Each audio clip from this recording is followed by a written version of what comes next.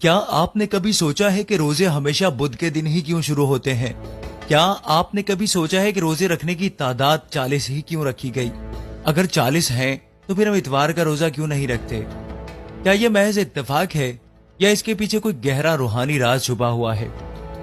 خداوند یسوع مسیح کے قادر اور جلالی نام میں آپ سب کی سلامتی ہو۔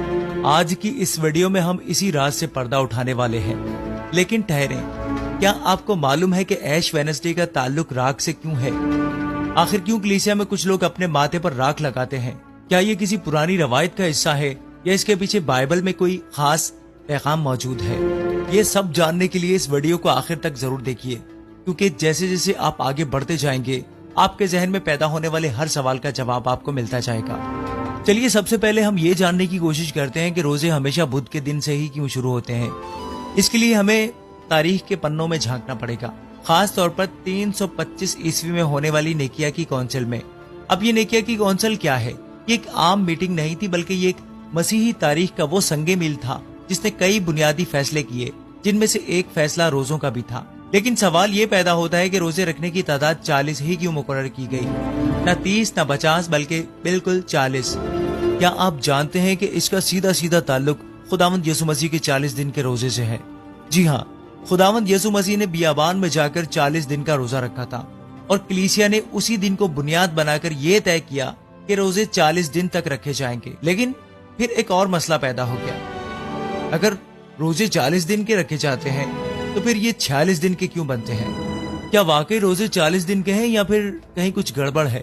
یہاں ایک نہایت دلچسپ بات سامنے آتی ہے، اور وہ یہ ہے کہ اتوار کے دن روزہ نہیں رکھا جاتا۔ لیکن کیوں؟ کیونکہ اتوار کا دن ہمارے خداوند یسوع مسیح کے جی اٹھنے کی خوشی منانے کا دن ہے، اور روزہ ایک غم، توبہ اور ماتم کا اظہار ہوتا ہے۔ اس لیے اگر آپ ایسٹر سے 40 روزے پیچھے ہٹ کر گنتی شروع کریں اور ان 6 اتواروں کو نکال دیں تو جو دن بچتا ہے وہ بدھ کا دن ہی ہوتا ہے۔ تو کیا یہ محض ایک اتفاق ہے؟ نہیں، بلکہ یہ ایک خاص ترتیب کے تحت رکھا گیا نظام ہے جو آج بھی قائم ہے۔ اب ایک اور سوال، راکھ کا روزوں سے کیا تعلق ہے؟ کیا آپ جانتے ہیں کہ کلیسیا میں بعض جگہوں پر ایش وینسڈے کے دن راکھ کو ماتھے پر لگایا جاتا ہے؟ لیکن یہ رسم کیوں؟ دیکھیے، یہ رسم ایسے ہی نہیں بن گئی۔ بائبل مقدس میں ہمیں کئی ایسی مثالیں ملتی ہیں جہاں توبہ کرنے کے لیے لوگ راکھ میں بیٹھ جاتے تھے۔ مثال کے طور پر ایوب نبی، جب وہ اپنی حالت پر خدا کے سامنے نادم ہوئے تو انہوں نے کیا کہا؟